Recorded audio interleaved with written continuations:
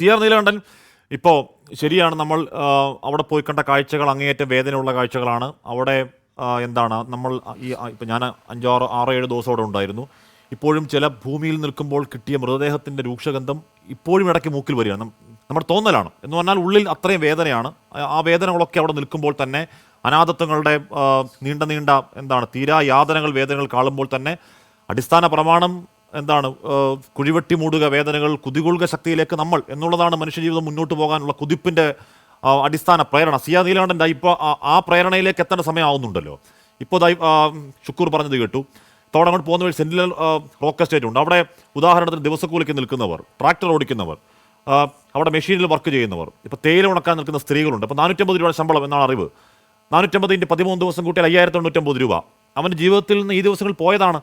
ആ 5099 എന്ന് പറയുന്നത് അവൻ്റെ ലോണാണ്. ഒരുപക്ഷെ സൊസൈറ്റിയിൽ നിന്ന് വായ്പ എടുത്താകാം, അതടച്ചില്ലെങ്കിൽ സിബിൽ നഷ്ടമാകും.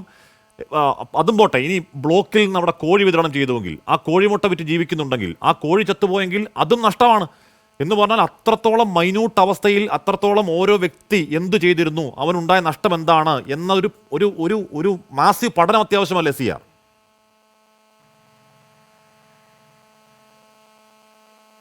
തീർച്ചയായിട്ടും മനുഷ്യന് ഒരിക്കലും ചിന്തിക്കാൻ, അതായത് സ്വപ്നത്തിൽ പോലും ചിന്തിക്കാൻ കഴിയാത്ത ഏത് ദുസ്വപ്നത്തേക്കാൾ വലിയൊരു അപകടമാണ് അവിടെ ഉണ്ടായിട്ടുള്ളത്.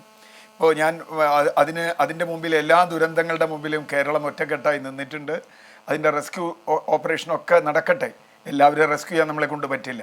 എങ്കിലും ഇപ്പോൾ മൃതദേഹം കിട്ടാൻ വേണ്ടി ശ്രമിക്കുന്നു. നേരത്തെ അബിൻ വർക്കി പറഞ്ഞ പോലെ ഒരു അർജുനു വേണ്ടി നമ്മൾ എത്ര ദിവസം കാത്തു.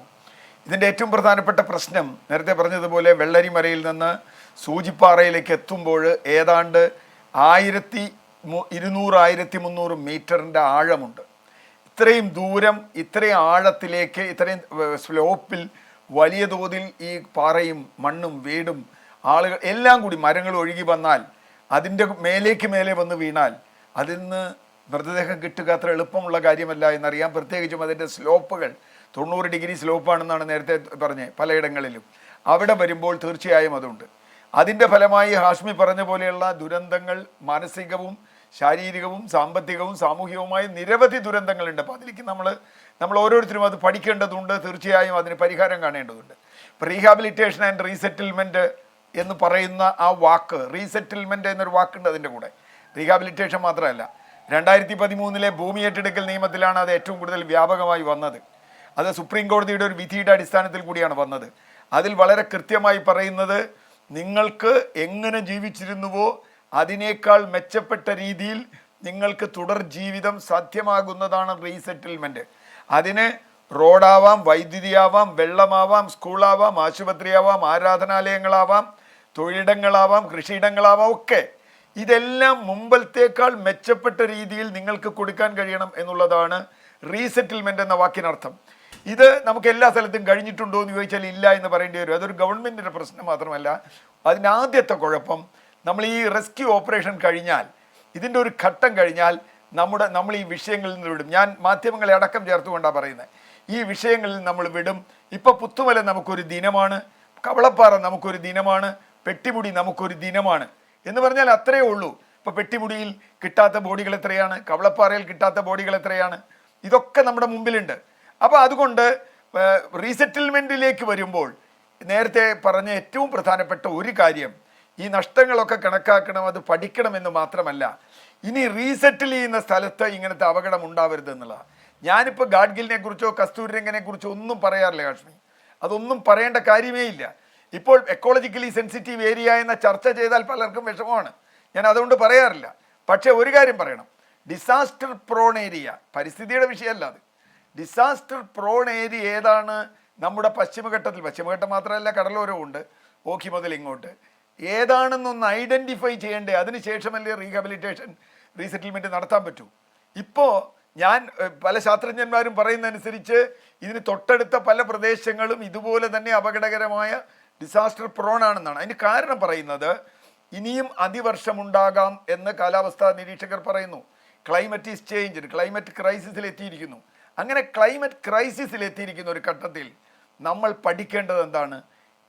ഇതൊരു പക്ഷേ ഈ പോയ ആളുകളെ മാത്രമല്ല നീ റീസെറ്റിൽ ചെയ്യേണ്ടി വരിക, റീഹാബിലിറ്റേറ്റ് ചെയ്യേണ്ടി വരിക. ഡിസാസ്റ്റർ പ്രോണായ ഏരിയയിൽ, ഡിസാസ്റ്റർ സാധ്യതയുള്ള ഏരിയയിൽ ഉള്ള ആളുകളെ മുഴുവൻ നമ്മൾ ഐഡൻറ്റിഫൈ ചെയ്ത് ചെയ്യണം. 2, ഡിസാസ്റ്റർ പ്രിപ്പയർനെസ് എന്ന് പറയുന്നത് അത് വേറെ സംഗതിയാണ്. ഇപ്പം നമ്മൾ വയനാട്ടിൽ തന്നെ ഒരു സ്ഥലത്ത് നിന്ന് വേറെ സ്ഥലത്തേക്ക് മാറ്റിയാൽ അവിടെ ഉണ്ടാകുമോ, ഇടുക്കിയിൽ ഉണ്ടാകുമോ, അല്ലെങ്കിൽ എവിടെ വേണേലും ഉണ്ടാവാം. ഇപ്പോൾ കൊച്ചിയിലും ഉണ്ടാവാം. ഞാൻ അത് ഉരുൾപൊട്ടലാവണമെന്നില്ല, വേറെ എന്തെങ്കിലും ആവാം. അങ്ങനെ ഒരു ഘട്ടത്തിൽ കാലാവസ്ഥാ മാറ്റം എന്നൊരു യാഥാർത്ഥ്യമുണ്ട് എന്ന് ഇനിയെങ്കിലും നമ്മൾ അംഗീകരിക്കുക. അതിനനുസരിച്ച് ഇവരെ പ്രൊട്ടക്റ്റ് ചെയ്യാൻ നമ്മുടെ right to life and livelihood and അതൊക്കെ നമ്മുടെ ഭരണഘടന ഉറപ്പ് നൽകുന്നതല്ലേ. അത് പ്രൊട്ടക്റ്റ് ചെയ്യാൻ സ്വത്തിനും ജീവനും സംരക്ഷണം എന്നുള്ളത് സർക്കാർ, അത് ഏത് പാർട്ടിയാണെന്നുള്ള, കേന്ദ്രമാണോ സംസ്ഥാനമാണോ എന്നുള്ളതൊന്നുമല്ല വിഷയം. സാധാരണ മനുഷ്യരുടെ ലൈഫ് ആൻഡ് ലൈവ്ലിഹുഡ് പ്രൊട്ടക്റ്റ് ചെയ്യാൻ എന്ത് നടപടികൾ സ്വീകരിക്കണമെന്ന് ഈ റീഹാബിലിറ്റേഷൻ റീസെറ്റിൽമെൻറ്റിൻ്റെ ഭാഗമായി സർക്കാർ ചിന്തിക്കണം.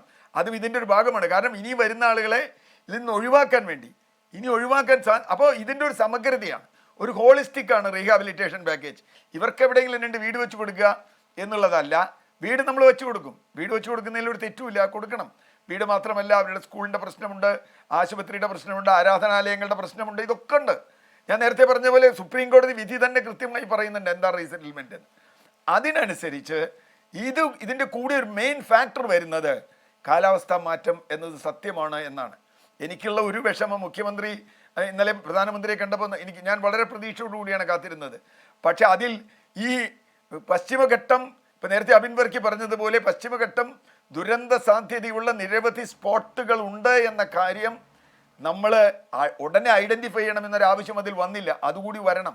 ഞാൻ ഗഡ്ഗിൽ കമ്മിറ്റി വേണോ, കസ്തൂരിരംഗൻ കമ്മിറ്റി വേണോ, 123 വില്ലേജ് വേണോ എന്നൊന്നുമല്ല. അത് ശരിയോ തെറ്റോ തർക്കിക്കാം.